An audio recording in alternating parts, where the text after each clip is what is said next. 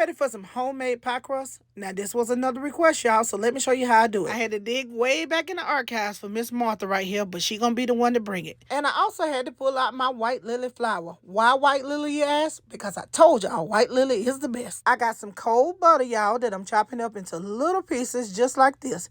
Now, my butter have to stay cold, so I'm just gonna pop that butter right on back into that refrigerator until I get ready to use it. Now, it's time for me to start measuring out my flour, so I'm just gonna go ahead, measure out my flour, add it to Miss Martha. Then I'm going in with some salt, and then I'm going in with some sugar. Now, I'm using sugar and salt, not to make it sweet, not to make it salty. It's just a balancer. So now I'm just going to hit the pause button on my processor just to blend that in for a little bit, and then I'm going in with half of my butter. Why? Because butter makes everything better.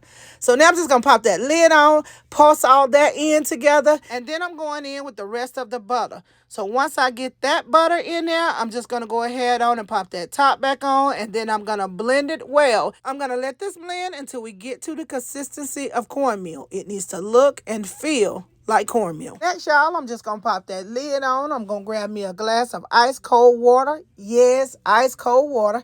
Then I'm going to drizzle that water in there, and I'm going to post that dough until it starts to come together. When it comes together, y'all, I'm going to stop adding in the water. Now it's time for me to check my dough, y'all. This is what you call filling out your dough. If I can pull my dough out and mash it together, and it all comes together, that means my dough is ready. So next, I'm going to make sure my surface is clean, because y'all know cleaning is essential.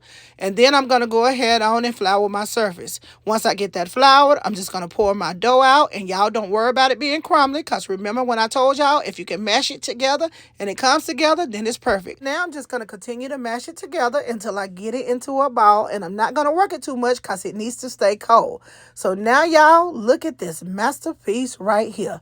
Good old pie crust. So now, y'all, I'm just going to cut mine into 2 pieces because I want 2 pie crusts.